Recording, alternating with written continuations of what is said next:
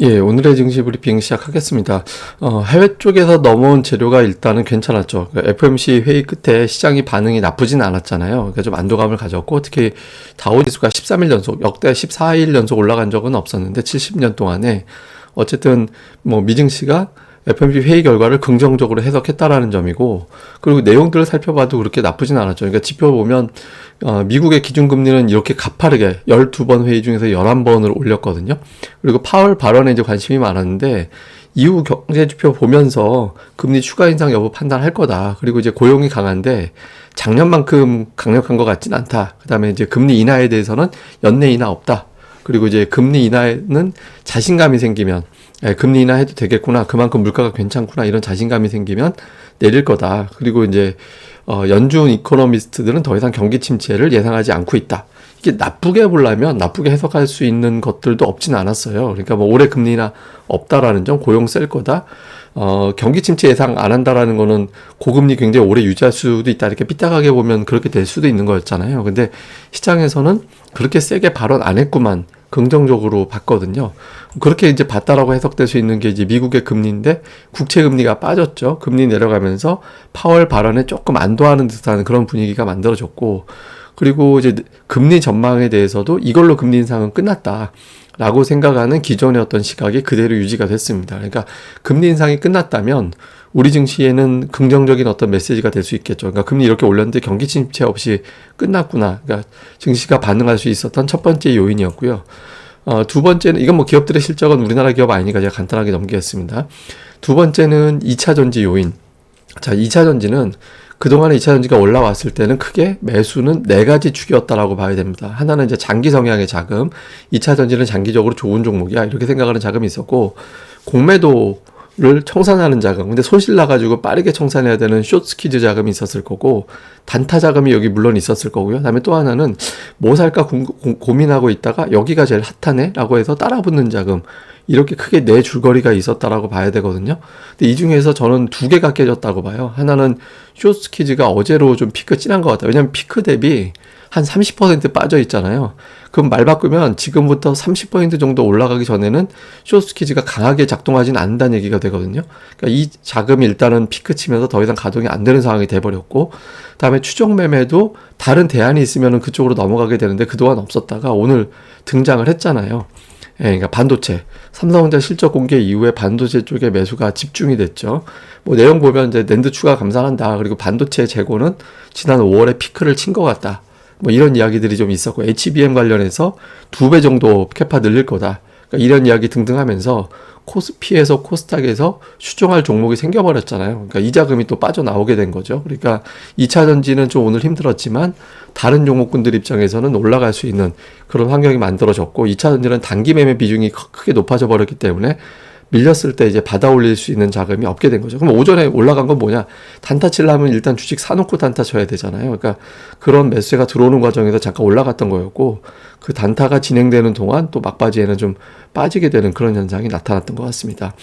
근데 이게 이제 왜 반도체로 갔는지 사실 어저께 힌트를 준 것 같아요. 제가 어제 이제 텔레그램이나 아니면 고릴라 리서치 올려드린 차트인데, 위하고 아래를 보시면 위는 뭐냐면 포스코 분차트고 아래는 삼성전자 분차트였거든요.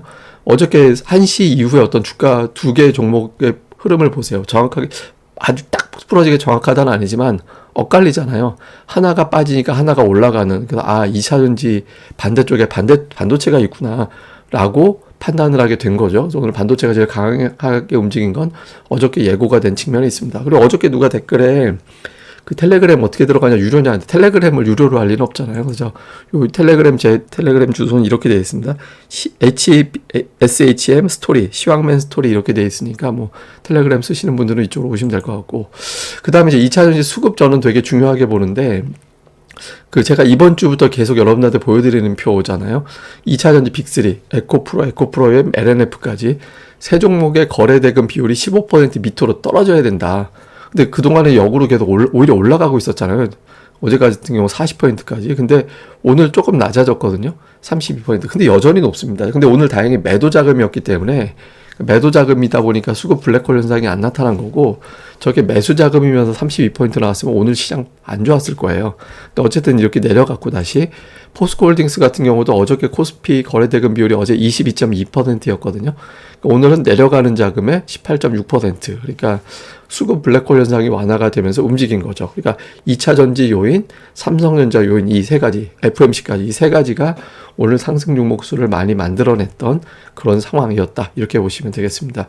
수급에서는 외국인 기관이 매수하면서 개인들이 양시장에서 거의 9천억 원 정도 이제 매도를 했고, 선물 그동안에 이제 매수가 좀 들어와야 되는 타이밍이긴 했는데, 근데 제가 보기에는 선물 매수할 여력이 아주 많다라고 보긴 어렵거든요. 그래서 아마 2650 정도 플러스 마이너스에서는 조금 한번 고민을 또 해봐야 되는 타이밍이 오지 않을까 싶긴 합니다. 근데 어쨌든 외국인들이 모처럼 양시장 다 매수했고, 종목으로 보니까 하이닉스를 제일 많이 샀습니다. 3천억 정도 매수했고, 하이닉스 플러스 삼성전자 조합을 3,800억 가까이 매수를 했죠. 뭐 우선주 포함하면 뭐 한 3,800억 산 거고, 매도는 이제 대체로 2차 전지 쪽인데, 관심을 모은 건 포스코홀딩스 매도가 쑥 줄어들었거든요.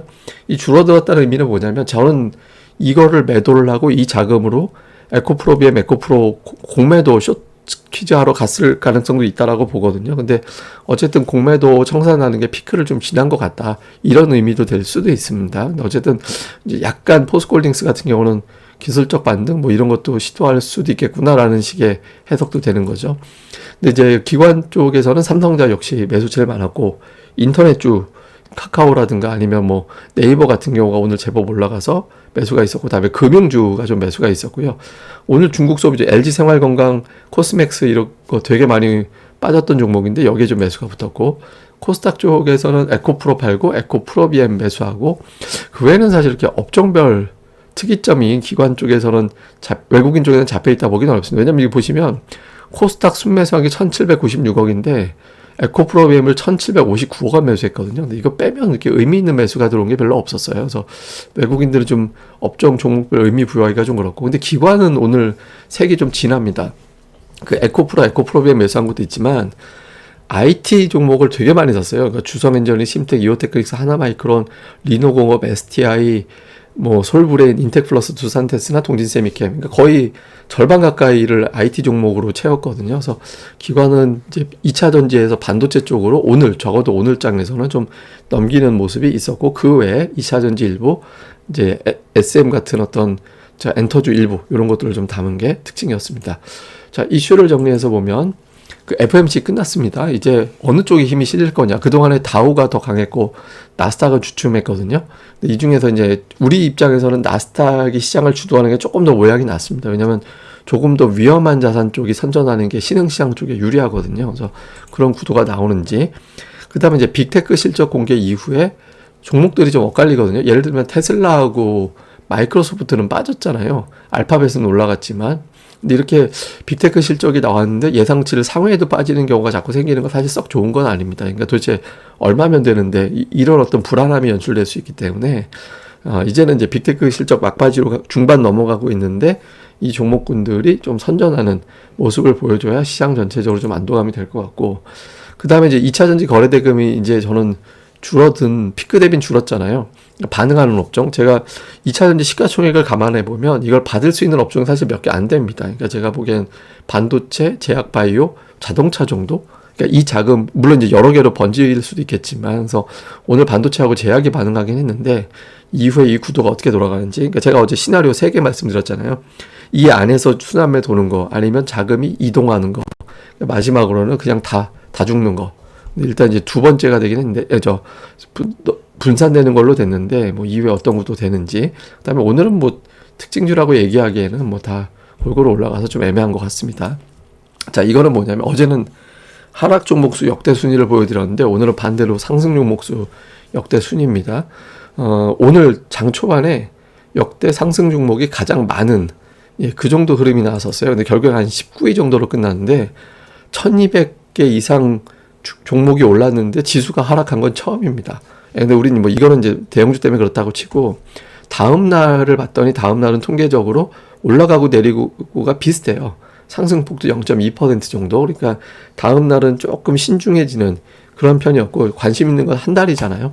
한 달 동안 사례를 봤더니 이제 4번 빼고는 다 올랐습니다. 평균적으로 한 7% 정도 올랐거든요. 그래서 이제 보통 역대 상승 종목이 확 나오는 경우는 급락했다가 돌아설 때 저런 경우가 좀 많이 있거든요. 그래서 그 정도라면 이제 바닥을 쳤다 이런 기대감이 좀 있는 거고, 저렇게 세게 자금이 들어오면 한동안은 좀 주식시장에 머무는 확률이 좀 높기 때문에 당분간은 코스닥에서는 좀 상승 시도하는 종목군들이 많아질 가능성은 통계적으로 보면 높다 이렇게 볼 수 있죠. 실제로 그렇게 되는지는 알 수는 없지만 확률적으로는 좀 높게 나오는 것 같긴 합니다. 그래서 이런 부분들 실제로 되는지도 좀 주목을 해보겠습니다.